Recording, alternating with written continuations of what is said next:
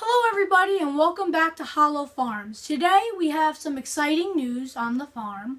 I know that I've made videos about our ducks and chicks for 2015, but when the kindergarten hatched some baby chicks, I couldn't resist about going over and taking a couple home. So today with us we have two white leghorn, pearl white leghorn pullets that I sexed myself. Let me get a better view. So here, why don't you just look them? So there's only two, and it's a very simple way of sexing chicks. It's easier than sexing ducks, but it could be a little bit harder because some roosters could have longer wings and some hens could have shorter wings. So I'm going to show you how to sex. So I'm going to show you how to sex a chicken. I'm sorry. So here is a female. I sexed both of these. They should both be females. And the thing with chicks is males grow their feathers shorter than females. Now everybody says that you can only do this with day-old chicks, but I have found it to work better with week-old chicks and day-old chicks, so it don't matter. This is a long wingspan female. Now I don't have a rooster to compare with, but what you'll notice, I'll show you what the roosters look like. So the roosters wingspan was probably only about this short right now. So where my finger below was, it cut off. And also in size. The roosters were they were a little bit bigger than these two. The roosters were probably about that big. So that's how you sex chickens. And there's some chickens where you could actually, they're bred for the boys to be one color and the girls to be another color, which I don't think I have any. Yeah, no, I don't have any. So let's take a good look at our two white leghorns. And we also have a pearl white leghorn that I got from the hatchery on April 3rd with the ducks as well. So these are just a younger version, and it's amazing how in only a month they get to be so big. All right, we're going to go out to our other chicks and ducks, and we're going to give you an update on them.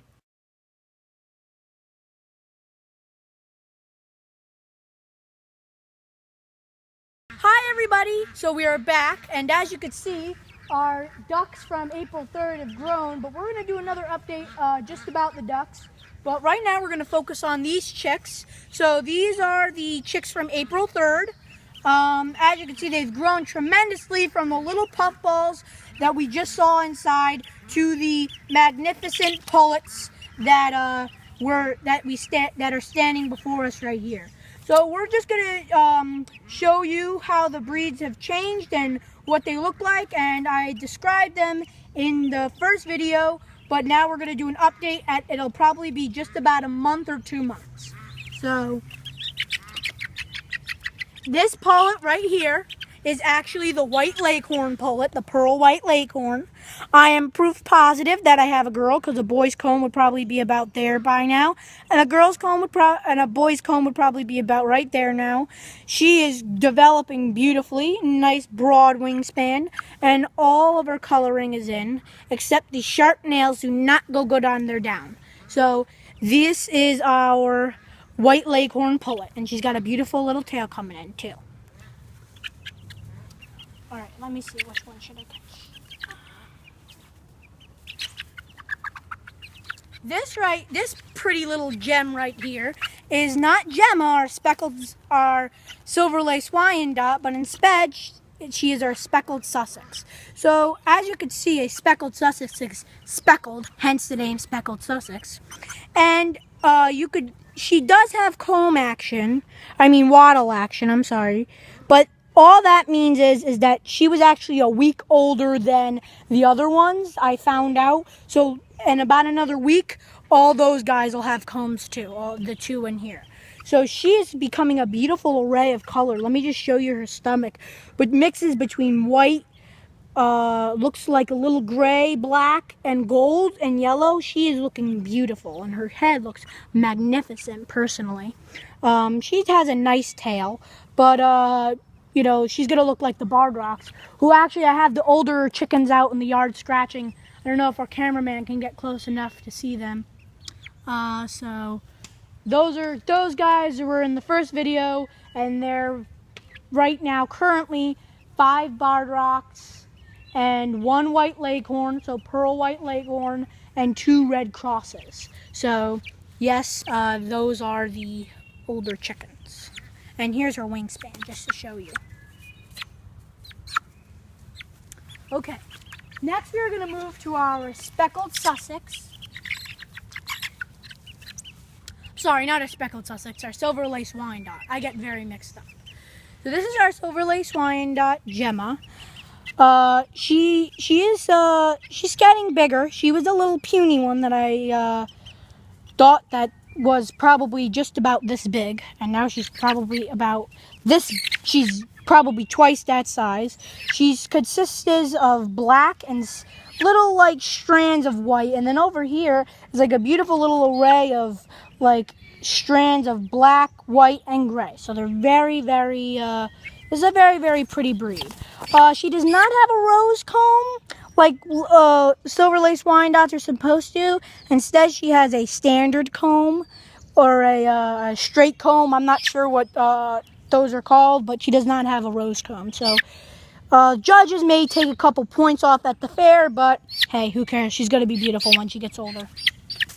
I still have them on their chick starter and grower, but otherwise they are a great brood, and they are progressing and growing very well. All right, so now we're going to take a trip over to the new duck pen. The ducks, after that first video, I'd say my cameraman could back me up, in a week they were twice their size.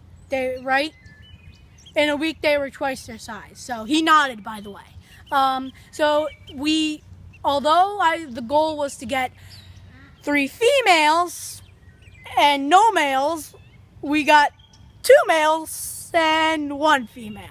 So now we have 4 males and 1 female, which the blue Swedish, I'm still waiting to see that drake feather, but I'm praying that it's, a female, all right? So we're going to take a trip over to the nursery pen, and we will touch base with you when we get there. Okay.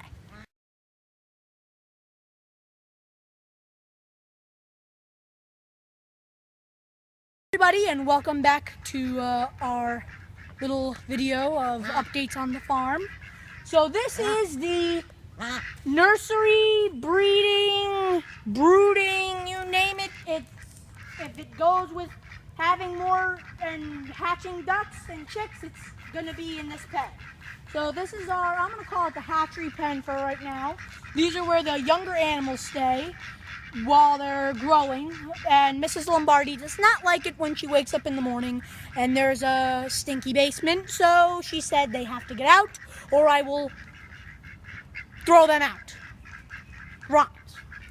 It'll work.